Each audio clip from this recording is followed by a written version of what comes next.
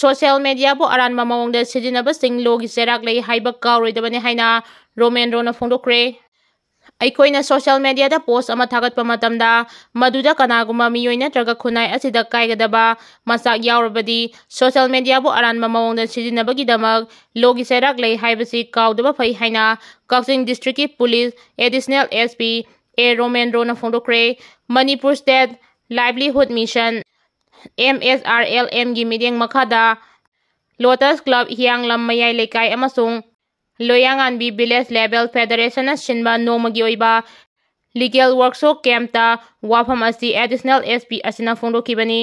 lotus club की community hall दा पांगथोखिबा थौरम अदुदा रोमेन रोना मखाताना हाइकिबदा सोशल मीडिया ना अंगकपा फंगना चावखलकपगी मतुंग इना मसिदगी तोंगान तोंगानबा क्राइम कया थोक्तबा नते मरम अदुना social media सिजिन्नरिबा पुमनमंगना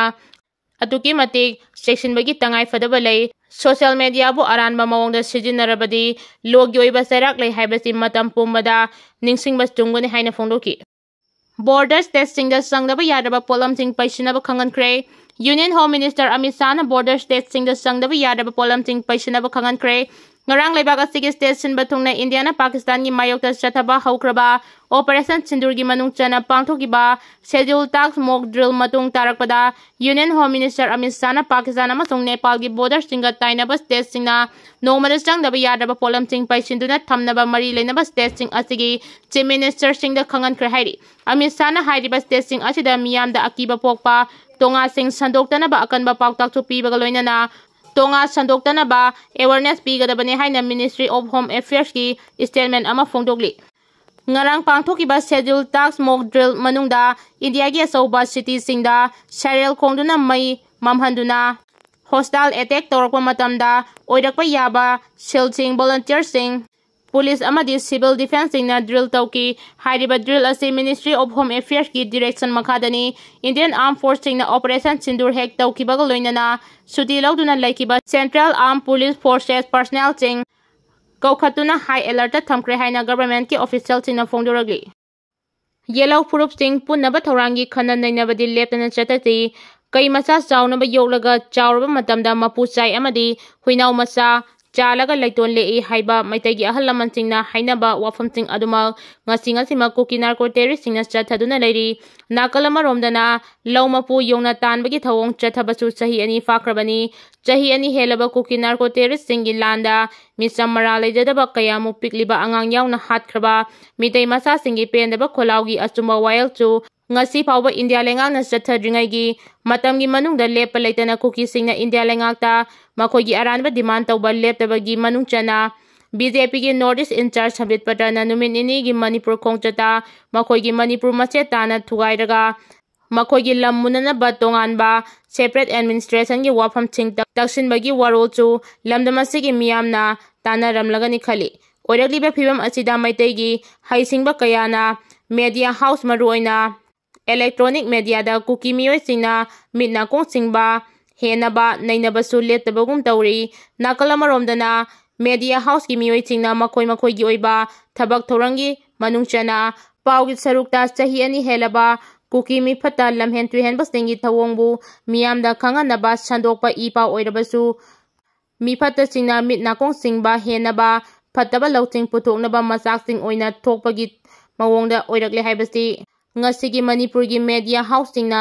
khanglibra natraga khangdabra natragana mitai gi asengba asumba wakhalon sing kuki mi phatada pungning losing oinaba thawoina tawribra haibagi wahang kayamu Manipur gi mafam kayadagi miyamna hangnaba haurakle haibasi ngasigi Manipur gi electronic media house na khangminnabagi matam thengmallabani maramdi kuki singi aranba thawong singna yelongmi singi lammunaba tongan ba lalong sem chanaba lausing takpi bagam manaba wafam sing kayamu media house ta akhang ahei singna lepa leitana khana neinaba asima lamdamasegi midyeng chanba yelhomi singna tokpa fare hainarakpa asi chahi ani fakrabani adubu amabu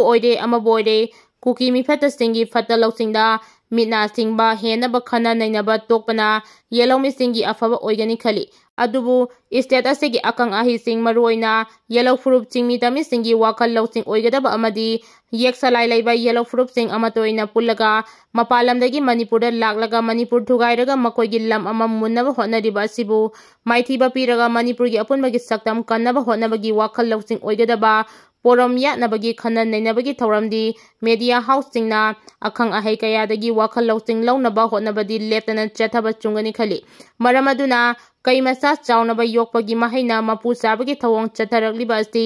thingnaba asanba mityengi poram yatpagi thauram singdi leptana yellow fruit chingmi tamising amatoina pulaga hotnaminabagi thaurangdi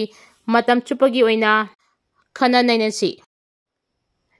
Idu ningthaudagi delo khustage India Pakistan lan hobada makhelangba maitai masara natraga maitaigi mamingda fake account paibra khara thoklaklaga social media da karan tawriba sing achi seksilu singo haiba yadagadi nakhoi soidana dasa tagani nungsibagi haibani Manipurda ISI agent active oina leire haiba Indian intelligence sing khangbani tracking tawribani lan asina threat tawragliba Jammu and Kashmir gi public ki wa maset amata ngangde China na threat tawragliba Arunachal Pradesh ki miyoi wa maset amata ngangde Naga Kuki Zomi su wa maset amata ngangde 1971 Indo-Pakistan war dagi Bengali refugees singna sohalaba Assam Meghalaya Tripura wa maset amata ngangde Haudik Pakistan panba yade Mizo National Front MNF na Pakistan misangda lan mateng pangkiba adusu wa maset amata ngangdana tumina tawki social media da karantaba makhelangba mitai fake account karana all India madi world da maitai pumba lana ukhinaba singanu